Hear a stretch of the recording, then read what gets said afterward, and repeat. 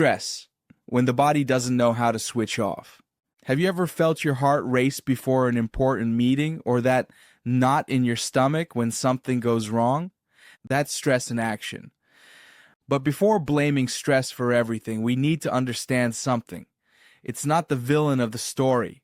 In fact, stress is a brilliant mechanism the body designed to keep us alive. The problem begins when this system, meant to be temporary, stays switched on all the time. 1. Understanding what stress really is. The term stress was first used by physician Hans Selye in the 1930s. He observed that in the face of any challenge, physical or emotional, the body reacted in the same way. The heart accelerated, energy was released, and the body prepared to act. That's the famous fight-or-flight response, Selye, 1976. In the caveman era, this was vital. If a predator appeared, the body had to respond instantly. Today, the predator is a bill, a traffic jam, or your boss texting at 11 p.m., and the body reacts exactly the same, as if survival itself were at stake. 2. What happens inside the body?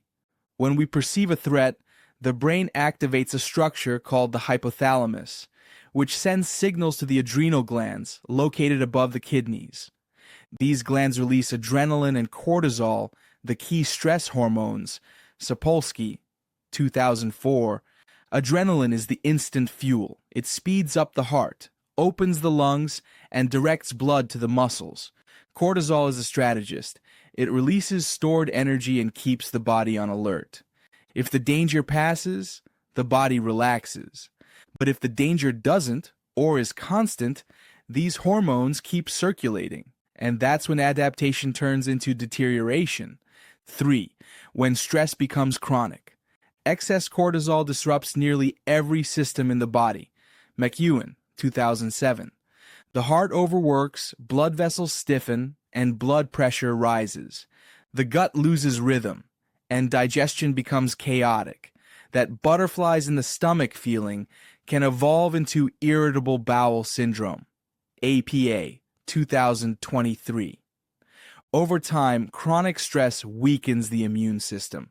You become more vulnerable to infections and slower to heal. Cortisol also interferes with sleep and increases cravings for sugar and fat. That's why so many people eat their stress. It's not drama, it's pure biochemistry. 4. The impact on the brain. Stress doesn't just affect the body, it reshapes the brain. The hippocampus, which handles memory, suffers from cortisol overload. People under chronic stress forget what they just read, lose focus, and become easily irritated. The limbic system, which controls emotions, becomes hyperactive, leading to emotional outbursts, impatience, and constant anxiety. It's the brain trying to react to everything all the time. Research also shows that prolonged stress shortens telomeres, the protective ends of DNA, Appel et al., 2004. In other words, chronic stress literally ages the body from the inside out. 5. Good stress and bad stress. Not all stress is bad. Science recognizes two types, eustress and distress. Eustress is the good stress. That excitement before a presentation, the adrenaline that sharpens focus and performance. It's controlled fire. It warms, it drives, it helps you grow. When the challenge ends, the body recovers and resets. Distress is the bad stress, when the body and mind lose control.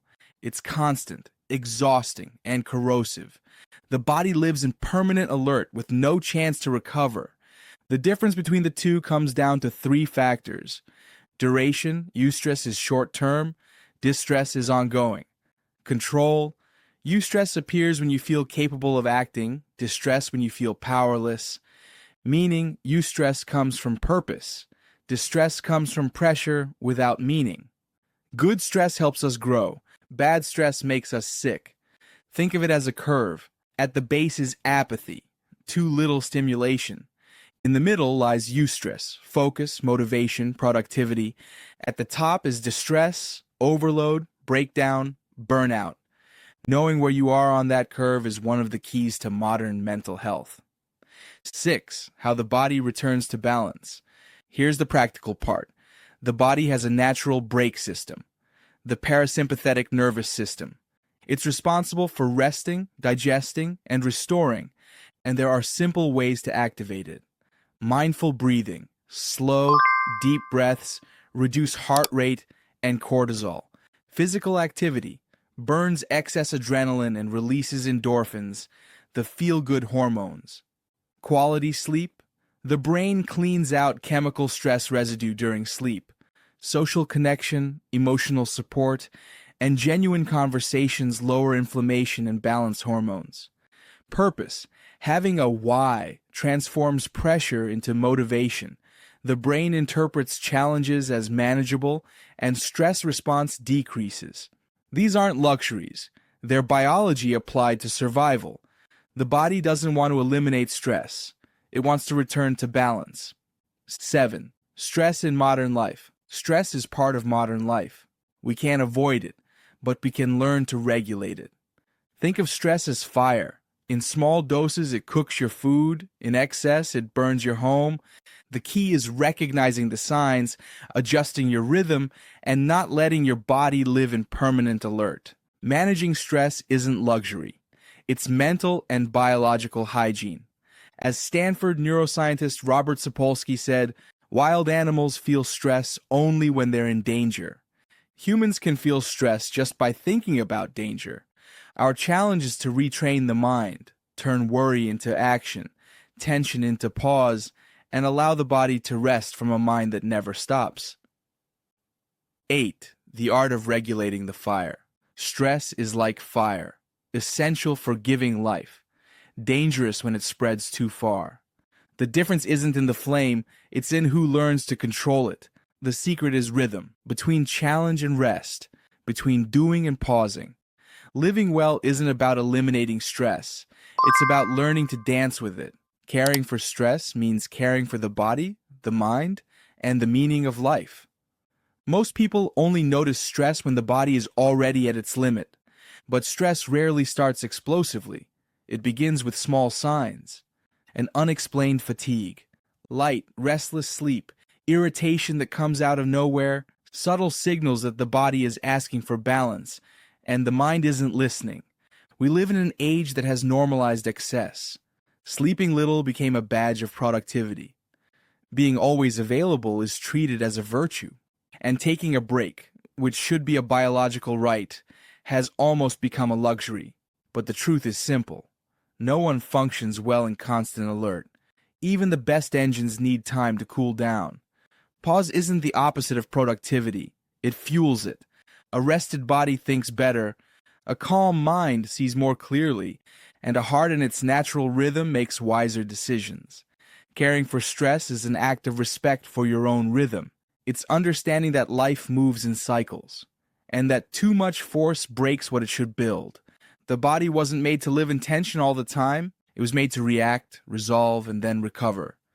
Science calls this homeostasis, the dynamic balance that sustains every vital function. But in practice, it's the same principle ancient thinkers called the wisdom of living, knowing when to act and when to stop. True control isn't about enduring everything. It's about knowing how to adjust your pace. Success doesn't come from those who never stop, but from those who know when to accelerate and when to breathe. Living under constant stress is like trying to inhale forever without ever exhaling. Sooner or later, you run out of air. So the invitation is simple. Learn to breathe again. Notice what speeds you up. Distinguish what truly matters from what's just noise. And remember, stopping isn't weakness. It's emotional intelligence in action. Stress is inevitable, but exhaustion is not. The body knows how to find balance if you give it space to do so. Every time you breathe calmly, slow a thought, or quiet an urgency, your body thanks you. Silently, by returning to its natural rhythm. In the end, life doesn't ask us to eliminate stress. It asks us to learn how to adjust the volume. Because, as Robert Sapolsky said, it's not stress that destroys us. It's how we react to it. And reacting better is the first step toward living with more lightness, clarity, and presence. Thank you for watching until the end. If you'd like to follow more health episodes for both seniors and young people, built on empathy and science-backed information, make sure to subscribe to our channel, like this video, leave a comment, and share our content. It's a pleasure to be here with you and to share this valuable exchange. See you in the next episode.